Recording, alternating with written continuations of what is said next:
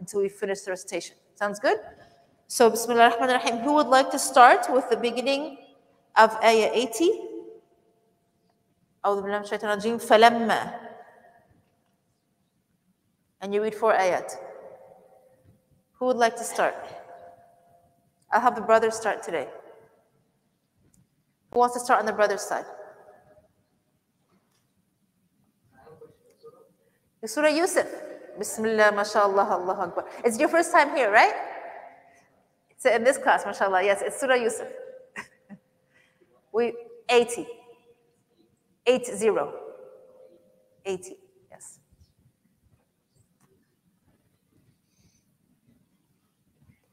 Who wants to go? Brothers, you want to pass the opening baton to the sisters? Is that what we're... Oh, you're going to read? Okay, mashallah. What's your name? Yusuf. Oh, and we're reading a surah named after you. Bismillah, mashallah. You're named after it. One or the other. Okay, go ahead, Yusuf. Start from فَلَمَّا. أعوذ بالله من الشيطان الرجيم. Ayah 80. Page 245. It starts فَلَمَّا اسْتَيْأَسُوا مِنْهُ. No, you change your mind? 4 ayahs. Oh, can you give me a second, Yusuf? I'm so sorry. Sheikh Muhammad, if there's a mistake in the recitation, please correct it. Oh. Imam Muhammad then. None of those? Okay, inshallah. If there's a mistake, you're responsible for a correction. Because I think there was a mistake last time and I missed it. Inshallah? Okay. Go ahead, Brother Yusuf.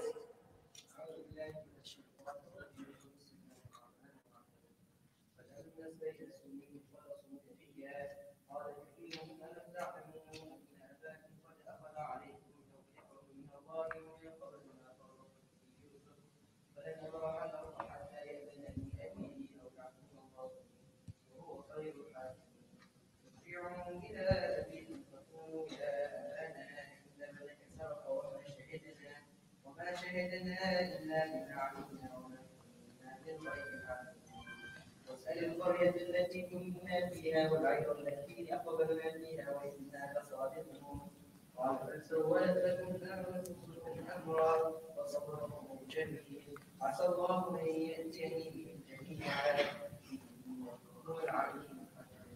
Jazakallah khairan. Sisters? Who wants to read on this side?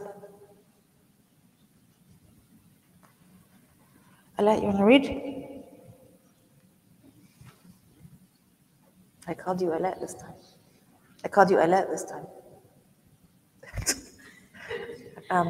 Any of the sisters want to read? Okay, brothers, you want to read again? We're going to come. Yeah, you can go ahead.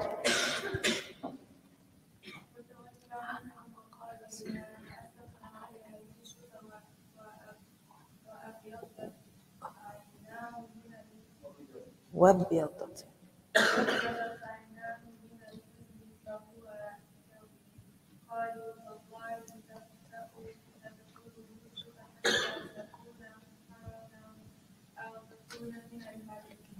قال إنما أشكو بثي وحزني إلى الله وأعلم من الله ما لا تعلمون يا بني اتقوا فتحسسوا من يوسف وأخيه ولا تيأسوا من الروح الله إنه ييأس لأنه لا ييأس من روح الله من روح الله.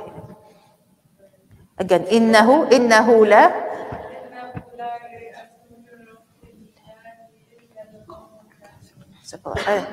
Brothers? Jazakallah khairan ayah. Brothers? Go ahead. لما دخلوا عليه قالوا يا أيها العزيز مسنا وأهلنا الضر وجئنا ببضاعة مزجاة فأوف لنا الكيل وتصدق علينا إن الله يجزي المتصدقين. قال هل علمتم ما فعلتم بيوسف وأخيه إذ أنتم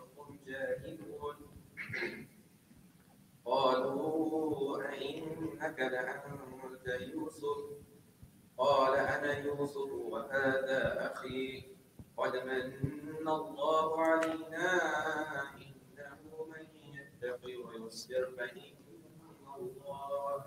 فإن الله لا يضيع أجر المحسنين قالوا تالله لقد آثرك الله علينا وإن كنا لخاطئين. One more. I think so. قال لا تثريب عليكم اليوم يغفر الله لكم وهو أرحم الراحمين. MashaAllah, good job. Somebody on this side, the girl's side? Go ahead. But you have to read loud because brothers have to hear you. And I have to hear you too.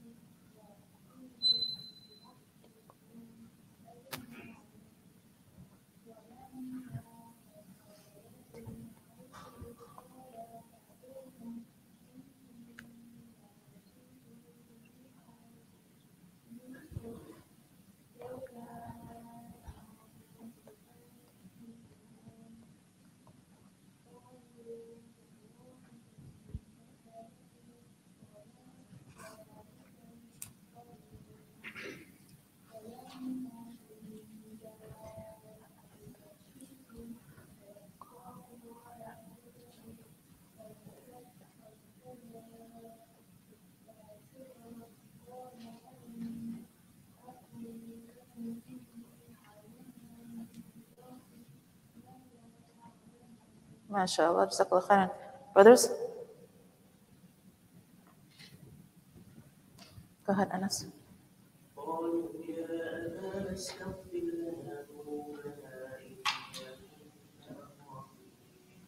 قال سوف أستغفر لكم ربي إنه هو الغفور الرحيم فلما دخلوا على يوسف آوى إليه أبا وقال ادخلوا مصر إن شاء الله آمنين. One more. ورفع أبويه على العرش وخروا له سجدا وقال يا أبت هذا تأويل رؤياي من قبل قد جعله ربي حقا وقد أحسن بي إذ أخرجني من السجن وجاء بكم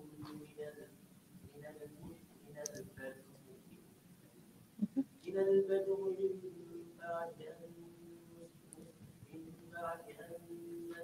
نزغ الشيطان بيني وبين إن ربي لطيف لما يشاء إنه هو العليم. MashaAllah, Jazakallah khairan, Sadaqah Azim. Jazakallah khairan to all of you who raised your hands and recited. Those who recite fluently get how many hasanat?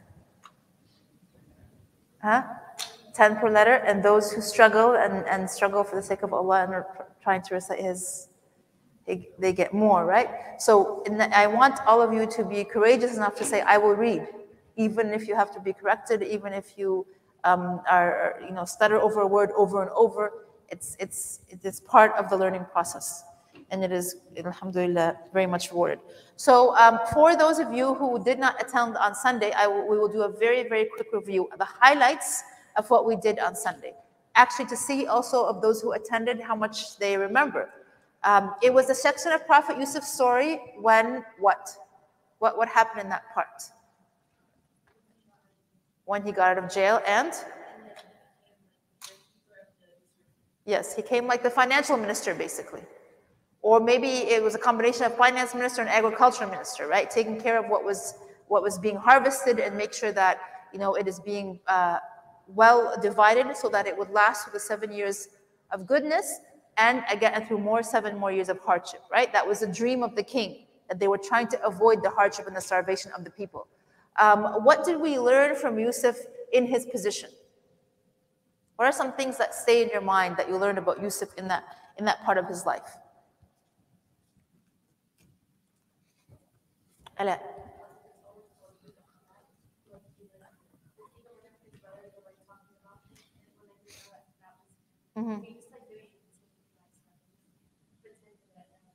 Okay, very good. So Ala actually is reminding us of one of the very last ayats that we talked about last week, is that, you know, when it was like a cup that was very very expensive or special to the king, it was put in, basically Yusuf made sure it was put in Binyamin's bag, in his bag that he would carry some of the grains back to his state in, so that he could keep his brother with him. And eventually, you know, the idea was that when they said, "Oh no, we didn't take anything. It wasn't any of us." And then finally, they found it in Benjamin's bag, in Binyamin's bag, and they said, "Oh yeah, he has a brother that he stole, just like he's a thief." You know, like, who are they referring to? Yusuf, right? And they're talking to Yusuf, and the way that he just maintains his demeanor, he does not react. You know, usually what we do as you know, every day, somebody says something about you, offends you, or says something about you that's not true, you know, blames you for something that you've never done before, you're fast to react. And it's like tit for tat. You know, are you going to say this about me? I'm going to reply with something even worse if I can, right? I'm going to take you down, just like you're kind of throwing me under the bus. But Yusuf had no reaction, right? He did not, he knew that they were talking about him, but he had no reaction. He maintained his dignity and his akhlaq. And so we talked about how sometimes when you're in a situation where somebody has hurt you, sometimes when you reply right away, that person becomes, you come off so like attacking them, that you're aggressive and they become defensive. And so they don't even learn their lesson that what they did is wrong, or they don't even realize that they hurt you. And because you are aggressive, because you're upset, and they become defensive, then nobody gains anything. They, you know, and it goes back and forth, back and forth. So the right thing to do is exactly what Yusuf did. Hold your composure. It doesn't mean you're going to forget, but come back another time when you are less upset, and control and say, "Akhi, you know what? The other day when you said this about me, it really rubbed me the wrong way, and I don't think that I deserve that statement from you. You shouldn't have said that to me." And when you say it in this way, it makes him or her realize, "Well, I'm sorry, I didn't really mean it," you know, and then you forgive each other and life goes on. And so you wait until you're in the right space, the right time, and you have the right eloquence and the right composure to speak to the person. And it's also very important, we learn in communication to be to say I. So when somebody hears you don't say you said this to me and you did this and you should not have said that to me. That you at somebody is very attacking, and usually they come back very defensive. But you say, "I felt like this when I heard this from you, and this made me feel." You talk about you, how that statement made you feel. And that usually makes that person actually learn their lesson more. They kind of hear you and they say, "Oh, I'm sorry, I didn't really mean to say it that way." Or, you know, "I shouldn't have said that." And so it becomes a better conversation, and both people learn and both people find a solution to their problem. So it's a good lesson to learn. But we learn from Yusuf about that, not to react to everything. So that's one of the lessons we learned. What else did we learn from Yusuf in that point of his life? Go ahead. Say again. Rags to riches. Okay, so this is a part of his life where he goes from being somebody who's thrown into a well and living as a slave in a mansion, and then being in prison for years and years, and all of a sudden he is the finance agriculture minister of one of the most civilized nations at that time. And people are coming from all over, you know, his own brothers are coming from Philistine all the way to Egypt to get food from him, because the people here from all over, the Bedouins and the tribes here, that the king over there and his finance minister were able to save enough food to prevent all of this area from hunger, right? So he does, but his rags to riches are because of his skills and his knowledge and his ihsan and his how he does things to the best of his ability, right? How he does things to the best of his ability. So the fact that he went from rags to riches, how did he get that position? How did he get it? He asked for it. So we talked about that before.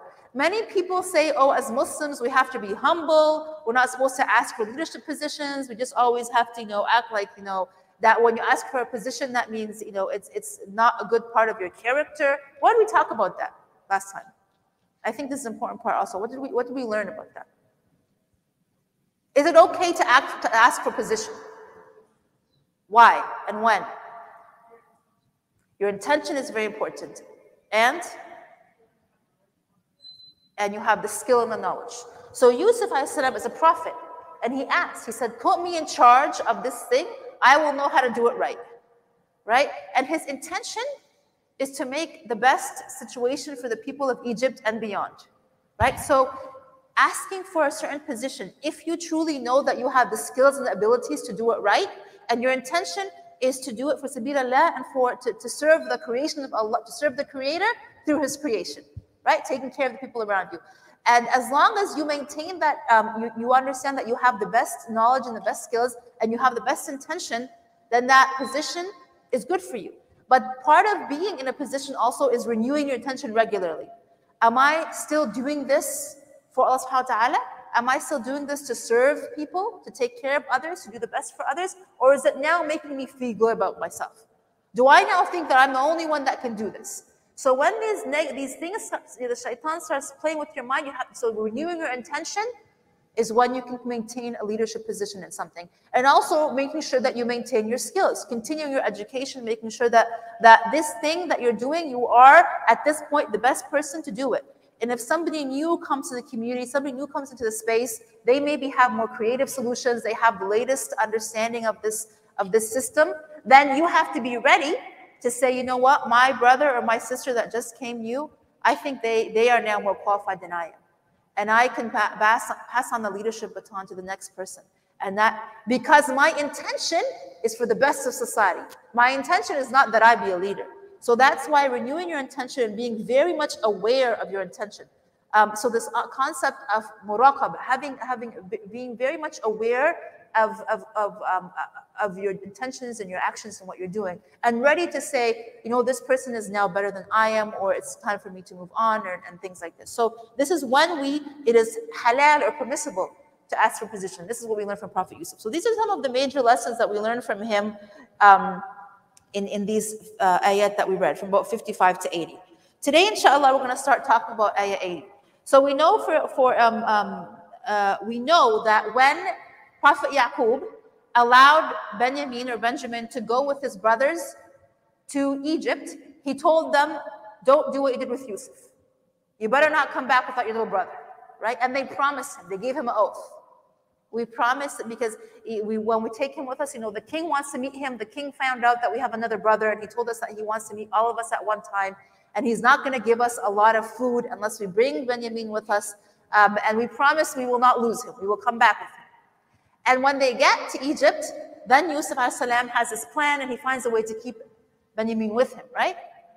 So now they have to go back, and they even tell Yusuf, not knowing that he's Yusuf, they tell, the minister, that take any one of us. Benjamin has to go back because we promised our brother we wouldn't lose him. And he said, no, I can't. This is the law of the land. This is the decision that we decide together about how we would punish the one who is a thief. So I can't take somebody in his place, right? And so they go, and from the ayat, we have a feeling that they actually tried multiple times to talk to Yusuf, talk to the minister, try to, and he didn't budge. So the oldest brother says, you know what? I am not going back with you again without our little brother. When we did that at Yusuf's time, it was enough of a hardship to face our father many years ago. This time I will stay in Egypt, and all of you guys go and tell him the news and find out what we're supposed to do. But I will stay here as long as we have to leave Benjamin behind. And so the brothers do actually return, right? When they gave up on the situation, they returned to their tribes, to the lands of Palestine. They were Bedouin people until now, to their father, and they tell him, we left our brother behind. And the first thing that their father replies is what? What does he say to them when they come back? He said, you came back without him just like you came back without Yusuf. And they say, you're still mentioning Yusuf, right? So remember, when they got rid of Yusuf, it was to get rid of Yusuf, to remove him from their father's mind. But they were not able to. So that he said, you came back without him and without Yusuf. And he says to them, go back and look for both of them. Go back and find them, right? Because I know what you don't know. He knows, Prophet Yaqub knows that Yusuf is still alive somewhere, right? How does he know? Go ahead. The original dream, right? He said from the original dream that Yusuf. So he says, go back and look for both of them. So they go back. Okay. And then when he feels sad, in this part of the story, we really learn about the feelings of Prophet Yaqub, the sadness that he feels, right? And when they come back without Binyamin, it must have brought back like the floodgates of the grief again, right? It'd been so many years since Yusuf was gone, and maybe he had kind of, learned to take day in and day out. And all of a sudden they come back without Binyamin. And the story tells us here that his grief overtook him. And at this point, this is when his eyes became blind from crying so much. Yusuf was a prophet, yes. And we know that because of his character, because he also always mentioned Allah subhanahu wa ta'ala. He made da'wah in the prison is one of the biggest signs that he was a prophet. The way that you must have missed a class where we talk about how even in the worst of times, in the prison with convicts and criminals, he was calling them to la ilaha illallah, right? So that was proof that he's a prophet. The fact that he could interpret dreams is also part of proof that he was a prophet. So he turns away from them. He says to them, go back and look for your brothers. And then he turns He turns away from them, and his heart is just becomes so overwhelmed with grief. His eyes tear again. He starts crying and he becomes blind. At this point, their father becomes blind. And he says to them, قَالَ إِنَّمَا أَشْكُ بَثِّي وَحُزْنِي إِلَى اللَّهِ. I complain of my anguish to Allah subhanahu wa ta'ala. I complain of my pain to Allah subhanahu wa ta'ala. Okay? What do we learn from Yaqub about this? What do we learn from him about grief and about dealing with grief and sadness?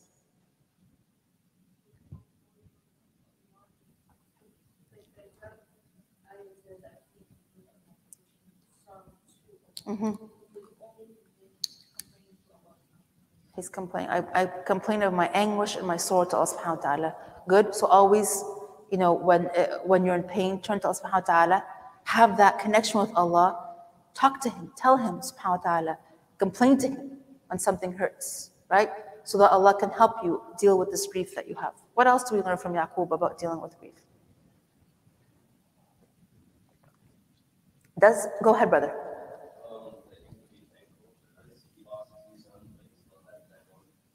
That you should be thankful, okay? He lost 2 sons, he still has 10 more. Very good. Yeah. Although those 2 sons were the most beloved to him, but he was still patient. What else?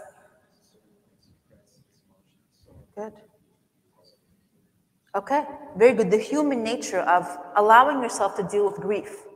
So can you be a believer and grieve? Can you be? Can you be sad? Some people say you should have iman, you should have faith. Why are you sad? Everything is from Allah subhanahu wa ta'ala. You can be a believer and cry and grieve. Did not our Prophet Muhammad grieve when his son Ibrahim died? Did he not grieve every time he remembered Khadija? Right? So grief and sadness is allowed. It's allowed. Dealing with it and connecting with it, but don't let it affect your faith. Don't let it make you go to the point where you say, why Allah subhanahu wa ta'ala did this happen? Why, how and why? And these questions, Allah is all wise. Allah knows what is best for you. And Allah knows why this should happen at this point in this time. And when this pain will be alleviated, Allah knows when. But it is okay to be a believer and to be faithful and to still grieve. That is okay. And we learn that from our prophets, and specifically from Yaqub. It's okay. And it's okay to show that grief and to be human. And this is the beauty of having prophets that are human, because they teach us how to deal with our human emotions, right? We don't have prophets that are angels, or we don't have prophets that they have these feelings, and we learn from them. And so he says to them, I complain of my grief to Allah subhanahu wa ta'ala, and I turn to Allah subhanahu wa ta'ala. But the next ayah, he says, the ayah that you were reading, ayah, وَلَا تَيْأَسُ مِنْ رَوْحِ اللَّهِ إِنَّهُ لَا يَيْأَسُ مِنْ رَوْحِ اللَّهِ إِلَّا الْقَوْمُ الْكَافِرِينَ. Never lose hope. Yes is to the opposite of hope, right? What do they despair almost. Despair. So the Yaqub says, never lose hope in Allah subhanahu wa ta'ala. Only those who are kafirin, who disbelieve in Allah, lose hope. As believers, we can never lose hope. And this is what Yaqub teaches us. Yes, we can grieve. Yes, we can mourn. Yes, we can ask Allah subhanahu wa ta'ala to make us stronger. We can ask Allah to show us the light at the end of the tunnel. We can ask Allah to make things easier for us. But we should, at the same time, we never lose hope in Allah subhanahu wa ta'ala. Losing hope is a sign of disbelief. Because that means you don't believe that Allah is all powerful, Allah is all wise, Allah is all capable. Allah said, kun fayakun. If Allah wants, He can say, be it is, and it will, and things can be as you want them to. So that losing hope is a sign that you've lost understanding of the capability and the strength and the power of Allah subhanahu wa ta'ala. The one who provides and the one who takes care and the one who takes care and supports us, right? So we can grieve, but we always have hope. And this is what Yaqub had. Yaqub had hope for so many years that his son Yusuf would be returned to him and that he would be in a better place. Another thing that we learn from, if we go back a few ayat, where Yaqub also says, فَصَبْرٌ جَمِيلٌ. The concept of beautiful, Jamil is beautiful, and sabr is patience. Beautiful patience. How does Yaqub show us beautiful patience? I want you guys to describe it. You can read the ayah.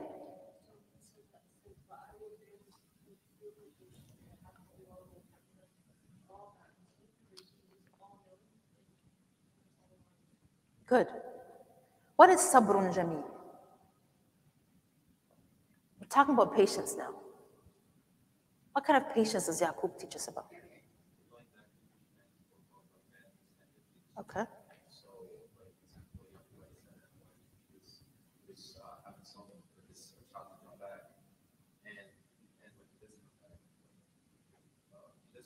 Mm-hmm. Yes, yeah, we're going to talk about it today. Okay. So sabr can be rewarded. Yes. Very good. Mm-hmm.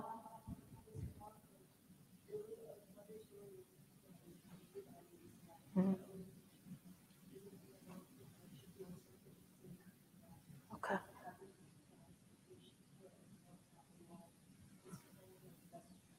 Okay. Good. So like the brother in the back was saying, even when you're going through difficulty, as it goes through, as a patience, as you're going through it, you're also very grateful. You're also saying alhamdulillah, right? As that's part of having beautiful patience, right? Hello?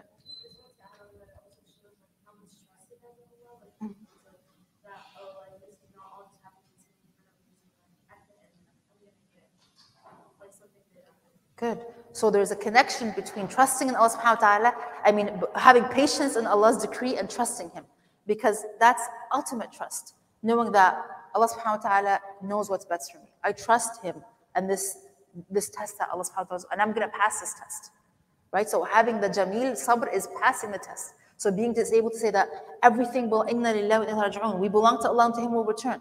This is what's meant to be. And having long-term patience and carrying that, again, Yaqub teaches us, maintaining that, just like Yusuf had sabr for so many years. Sabr for the days that he must have spent in the well, the years that he spent in the torment of the Aziz's wife, the years that he spent in the situation of being in the jail. He had this beautiful patience. He was always positive. He was always optimistic. He was always lurking to be as helpful and as best as he can, regardless of of things around him. So sabrun jameel also means not to let these kind of things turn you into a person that is always down and always upset and sees only black and not good to those around you because you're frustrated. And continuing, again, maintaining your akhlaq even in times of difficulty shows that you have beautiful patience, right? You maintain a beautiful character in times of difficulty. So Yaqub says to them, sabrun jameel. I will have beautiful patience. I will complain only to Allah subhanahu wa ta'ala, and I will never lose hope in Allah subhanahu wa ta'ala. All of those things are related, right? And so then they return again to try to find out, to try to bring back. They listen to their father and they return to Egypt. They know Ben Yamin is in Egypt with the minister. They want to bring him back. So they say, so they go back to the minister, right? فلما دخلوا عليه قالوا يا أيها العزيز. When they go back to Yusuf and they say, oh, the Aziz, oh, the minister, difficulty has touched our family. We come back for you now, not only looking for our brother, but also we need some more food. But the money that we brought, or the goods that we brought, are very little and not very worth much. But they say to him, but we know that you are a good person and you're gonna take care of us. And this is when, at this point, when they come back to him again for the third time, what does Yusuf say to them? This is when he exposes him. He tells them who he is, right? قال هل علمتم ما فعلتم بيوسف? Do you know what you did to Yusuf? He asked him a question. And at that moment, everything kind of, they see it. This is Yusuf. And they say to him, oh, are you Yusuf? Right? He says to them, do you not know what you did to Yusuf? And then they realize that he's Yusuf at that moment. SubhanAllah. And everything must have thus. And you can just imagine even from قالوا أئنك لأنت يوسف? You are Yusuf? Like they must have been like so surprised. Because their little brother that they threw in the well when he was 10, 11, 12 years old, they thought that they had got rid of him, is actually now the right-hand man of the king of Egypt, the wealthiest civilization in the world right now, because they're able to actually give food to those around them, feed their own people and feed those around them, right? Are you the one? And so they are surprised to find that this brother that they had done this to, so many, had reached this position. And they say, are you Yusuf? And he says, قال أنا يوسف. Yes, I am Yusuf, and this is my brother, right? And he says, yeah, read it.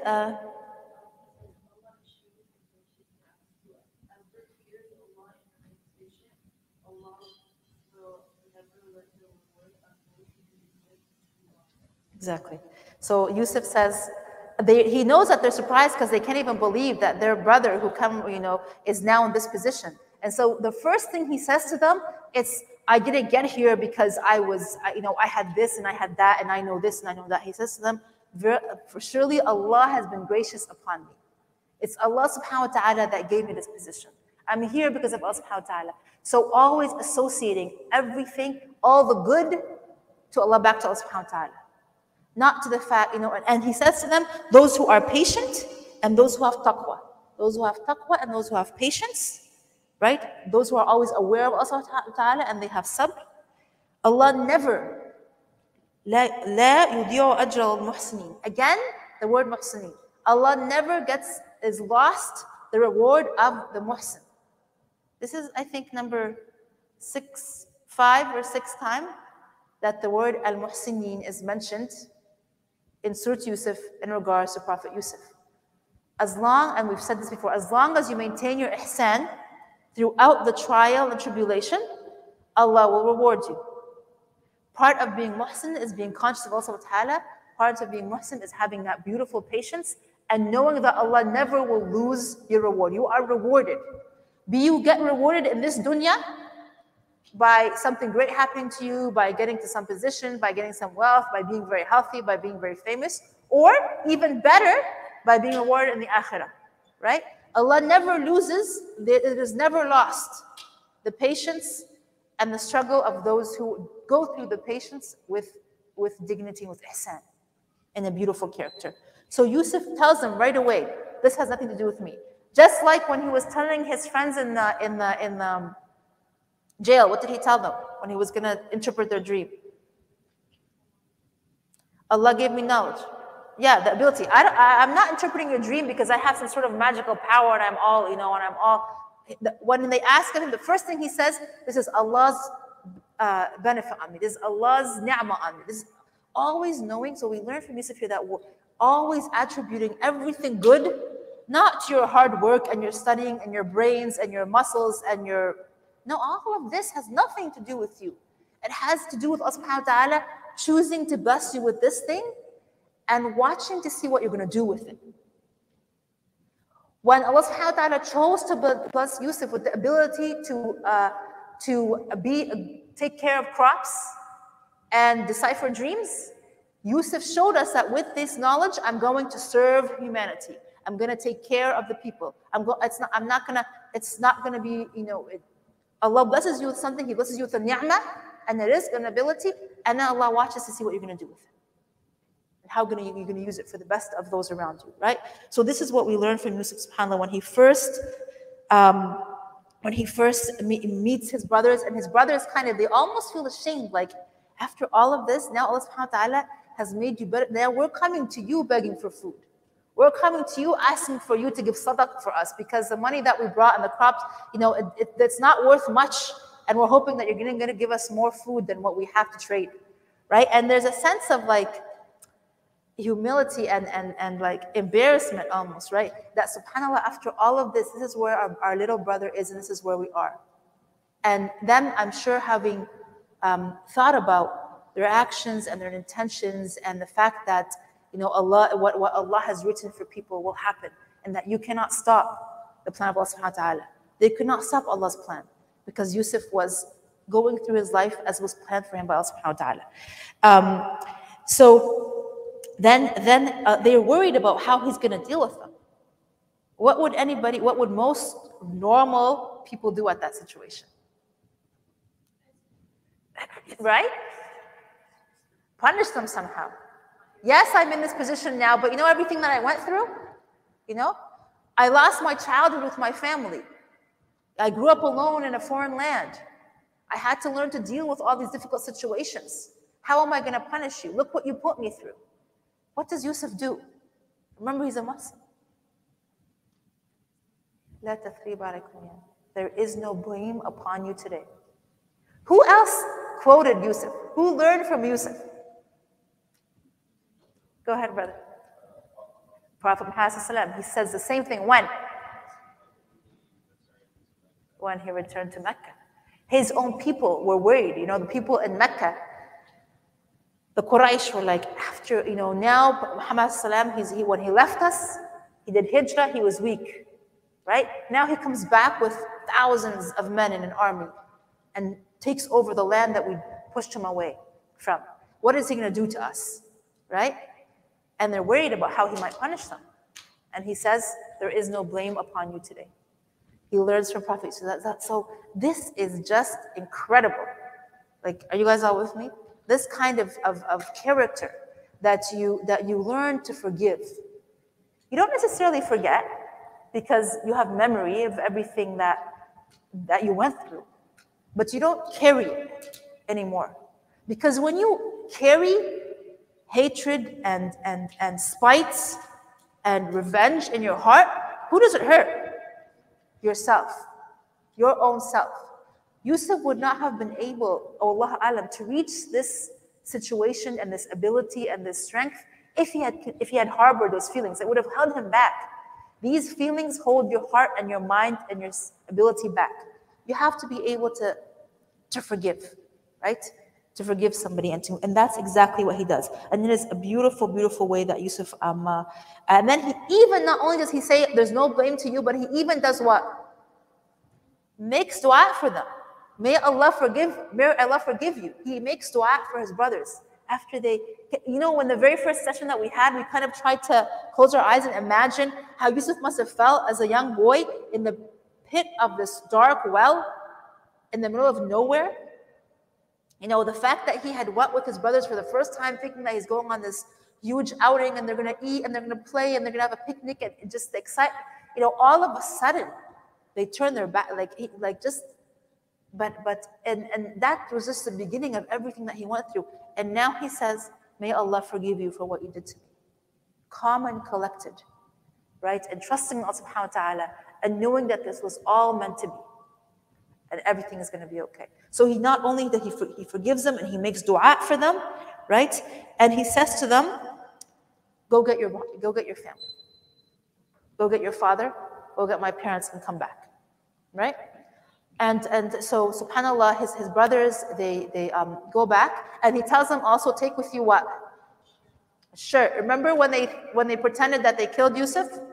They took a shirt that they covered in blood to pretend that the wolf had eaten Yusuf. The shirt comes back, and when they are going back with this shirt, from far away, before they even enter the tribe's area, what does Yaqub say?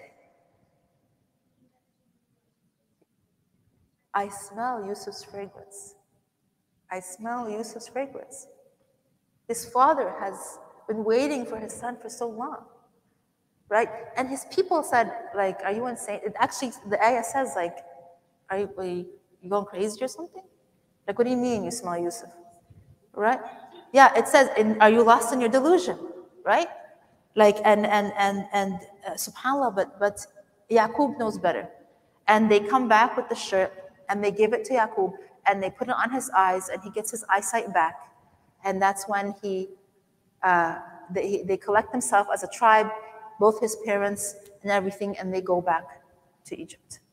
So this is the end. This is when Yusuf and his family are reunited, and he's reunited with his father. And this is how Bani Israel enters Egypt.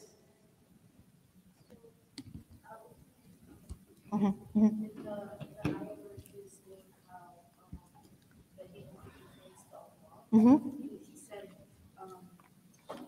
I know from Allah what you do not know. Then he also answered, can I not tell you that I know Allah? What? You don't know. He reminds them now, right? And didn't I tell you that I knew that I would see Yusuf again, right? SubhanAllah. So he has his eyesight. The family gets together and they go back to Egypt. They come upon Yusuf again, and they're very, very excited to see him. And Yusuf calls his parents to his. It says like to he must have been on some sort of throne, on maybe some sort of like a higher level than everybody on the bottom, like a stage or something. You can imagine in his position. He calls his parents to him. And this is when his dream comes true. And he says, Ya abati, oh my father. Where's that ayah? Is it number 100?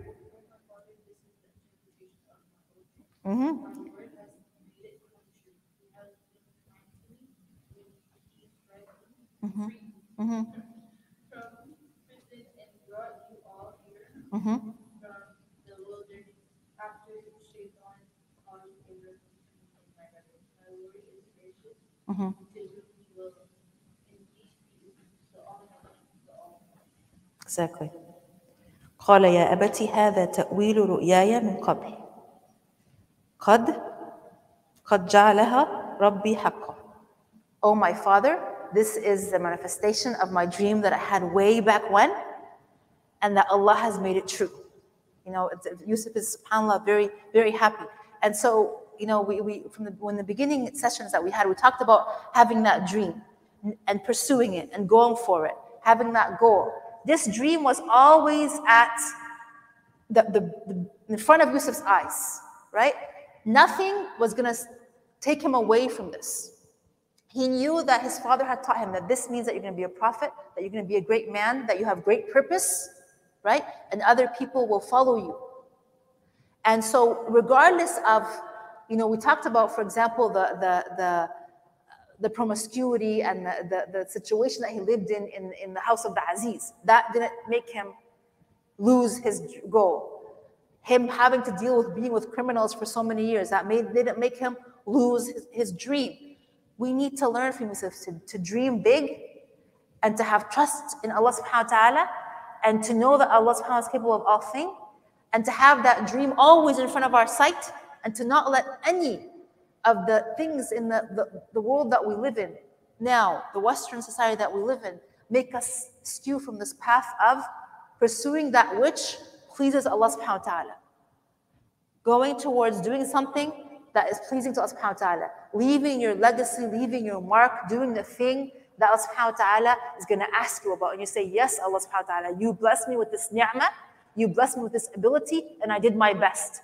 And I knew that I had a purpose, I knew that I was Khalifa on earth, and that I did my best. And I kept this dream right in front of my eyes, and I didn't let some fitna over here and some, these things get in my way or pull me down. Yusuf never allowed anything to pull him down. And finally, so many years later, he says, oh, my father, here is the manifestation, the coming true of my dream, right? I have gone through all of this. And he says, finally, and it's only after the shaitan has come between me and my brothers.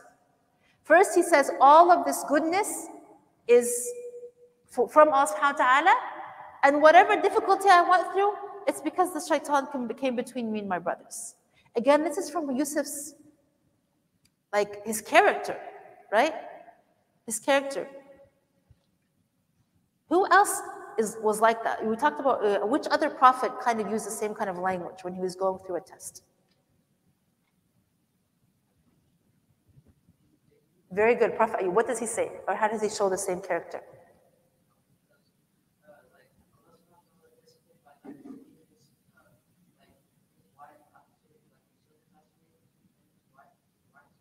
Mm-hmm.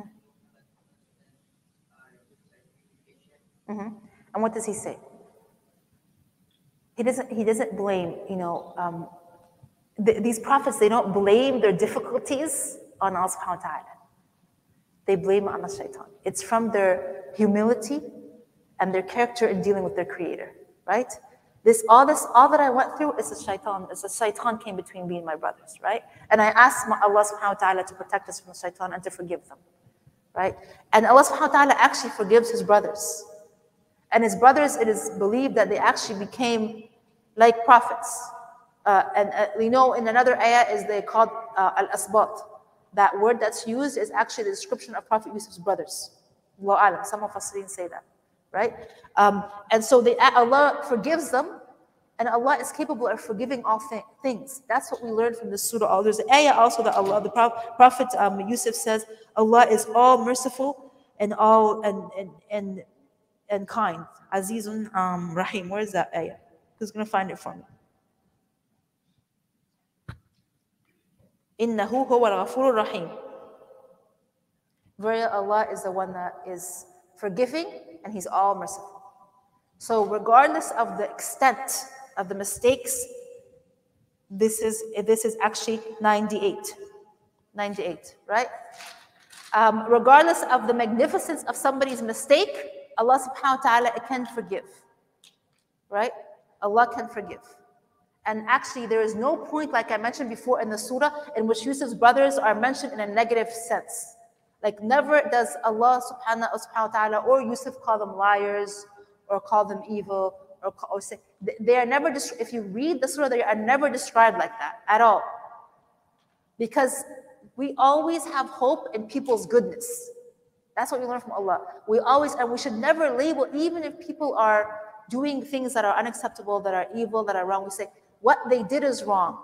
What they did is unacceptable. And we ask Allah to guide them. And we ask Allah to make them stop doing those actions that are displeasing to Him. But we don't attribute somebody because sometimes if you label somebody, or sometimes even we're so hard on ourselves, we label ourselves. That we're so bad that we're not worthy of Allah's mercy. We've done so much that we're not worthy of Allah's forgiveness. And don't ever label yourself as not worthy or as too full of sins. It's a choice you made, and it's a choice you can unmake. It's a choice you can stop making, right? And this is what we learn from Yusuf's brothers, that they actually become good people after that, and when they come back to Egypt, they become one big happy family, and Yusuf prospers and his family prospers. They prosper for many years and many generations until the coming of Musa. Eventually, after Yusuf dies, his tribesmen become the slaves of the Egyptian people and the pharaohs, and that's when Musa eventually comes and saves them. But when they first came into Egypt, they were the father and the brothers of the most important man in Egypt at that time, the man that was helping protect people from becoming hungry. And so they were very well taken care of, and they were very high esteemed until the years passed after Yusuf died. So this is, subhanAllah, what we learn. In terms of, I talking about, being forgiving to yourself, there's a hadith in the Hadith Qudsi. Do you guys have a class on hadith? Sheikh Dr. Ahmed Abu Saif does a hadith, right? Did he tell you guys the difference between a Hadith Qudsi and a Hadith Nabawi? Did you guys learn that? Go ahead.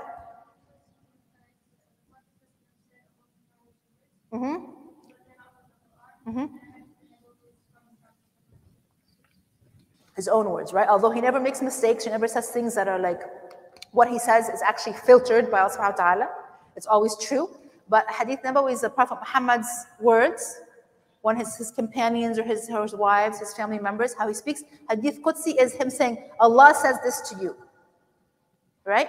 So one of the Hadith Qudsi's Prophet says that if you come to Allah subhanahu wa ta'ala with a mountain's worth of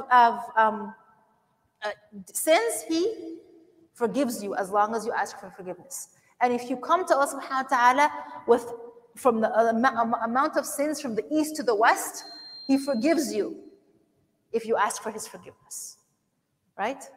There's never too many for Allah. As long as you ask for Allah's forgiveness, how do we ask for forgiveness? What are the steps of making tawbah? How do we think the brothers may ask for forgiveness for their actions? Sincere dua, good, having right intention. Change, making sure you change. What else? What are the steps of seeking forgiveness and Allah forgiving you? Good, believing that Allah subhanahu wa ta'ala can forgive you. Very good, mashallah ta'ala. Anas? Stopping or trying your best to stop. So the first part of asking for forgiveness is actually realizing and saying, yes, I did something wrong. Getting out of your denial phase. Some people do things wrong and say, well, it's not that bad. It's just, it's not haram, it's just maybe makruh, maybe. All of these little things that we try to convince ourselves we're okay. It's, I'm just going to do it this once, and inshallah, when I get older, I won't do it anymore. Somebody else made me do it, right? Huh? So all of these, so the first part of making tawbah is accepting that I made a mistake, and it was my choice, I did it, and it was wrong, right? So going past the denial phase. And then when you accept that you made mistakes, turning to Allah subhanahu wa ta'ala and say, oh, as long as right away, there's no delay. Oh, Allah subhanahu wa ta'ala, I made this mistake and I feel guilty. So feeling the sense of shame and guilt in front of your Creator. I feel bad. I made this mistake and I feel bad about it, Allah subhanahu wa ta'ala. Right? So realizing, accepting, feeling a sense of shame and guilt, asking for forgiveness. Oh, Allah, forgive me. Forgive me. And then promising yourself, and Allah subhanahu wa ta'ala, I'm not going to do it again. Oh Allah, I promise you that I will do my best to not do it again. How are you going to do your best to not do it again? What's do my best? Stay away from those who may be leading to do this. Stay away from the thing that may be, maybe your phone or your computer or whatever, the person or what is the thing that's making me do something wrong? That's how I'm going to do my best. I'm actually going to leave that thing behind. I'm going to leave this, maybe this place that you go to, every time you go there, you leave feeling very guilty. You have to determine your plan of action.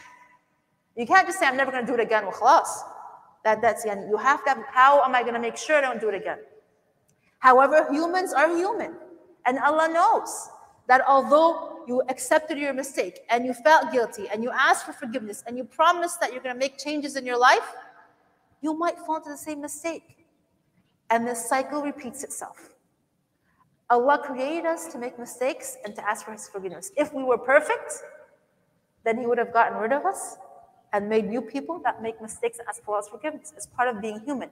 But the part of being human is learning from the first human, Adam. As soon as he made a mistake, felt shame, he asked for forgiveness. What do I say, Allah? What do I do, Allah? And then we're all good.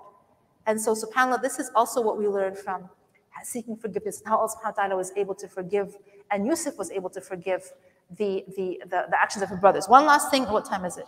Oh, time to break, 10 minutes? There's different types of forgiveness. So there's different types of mistakes and different ways to ask for. If you make a mistake towards Allah subhanahu wa ta'ala, right? Then your discussion of forgiveness is between you and Allah, right? Like you didn't pray all day, right? Whatever, something that is a sin that displeases Allah subhanahu wa ta'ala. Then you ask Allah to forgive you and to help you plan your day properly and to put on your alarm and whatever so that you don't miss your prayers. But there is for something that you do that's wrong between you and another individual, another human. Allah subhanahu wa ta'ala says, that's not my business. You gotta ask that person's forgiveness before Yawm al-Qiyamah. Because on the day of judgment, nobody's going to forgive anybody else. And if you've hurt somebody, said something about somebody, said something bad about them, then they will be able to take your good deeds from you. So if you realize at some point that you did something bad towards somebody else, you must seek forgiveness from that person. Sorry, the other day I was with, whatever, I hurt you, and seek forgiveness from that person, and that person will forgive you most likely, inshallah, in this dunya. When you seek forgiveness from that person, then it clears that thing between you and they can't take your rewards. Go ahead.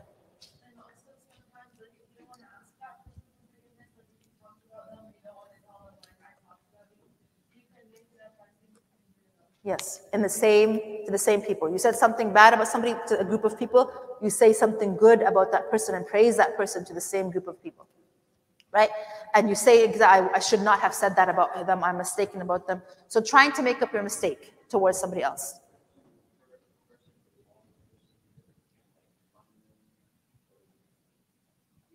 Mm-hmm. You ask Allah, you make dua for them basically. Oh Allah, I wronged this person at some time, but oh Allah, give that person health. Give that person, make dua for that person, inshallah, and that will kind of come back and help you.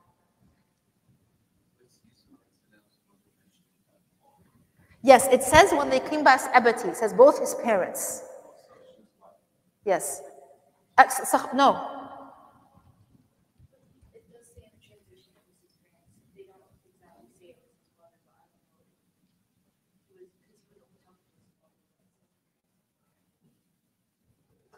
because he was over his mother died.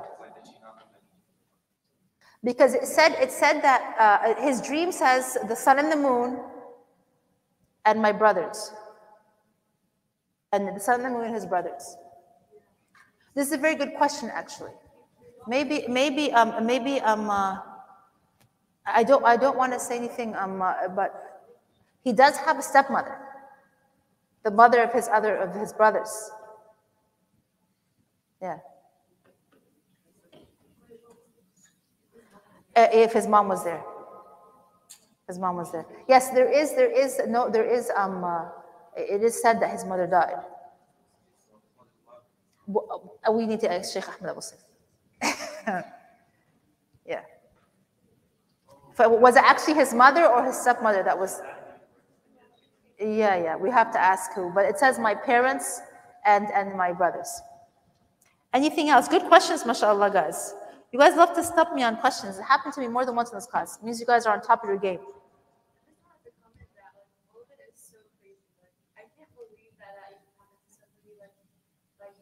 I don't know, it's just so crazy to me. You know how they started when he was literally 10 and I figured out when you're so little. Like, we just say, oh, he's a prophet, but he was actually a person who had to. And it's just people oh, he's a prophet, but still. Yeah.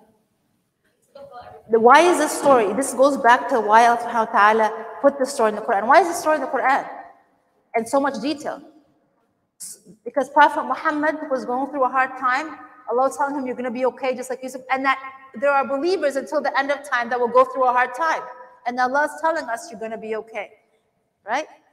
So I have to pull this together because it's time to pray in 5 minutes, just in case somebody needs to make wudu or stretch or anything. Inshallah, next time, we will wrap up the end of the surah. Did you have a question, Hannes? What did you want to say? Talking about a sin after you ask for forgiveness, like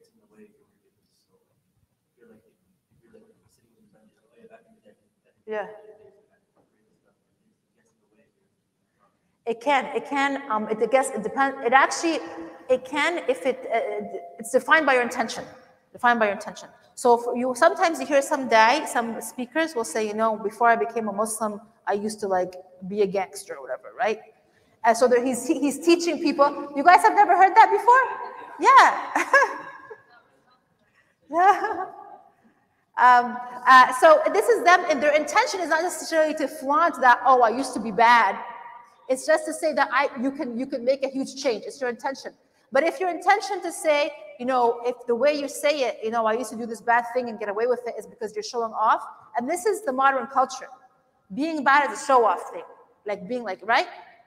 People expose themselves on social media and to their friends because showing off, doing something that's displeasing to Allah. It's kind of, So it actually goes to, if your intention is to others to learn from you, that you can make a complete 180, and that you can go from being a gangster to a sheikh, that's good. You have the right intention. You're teaching others to have hope in themselves and their abilities.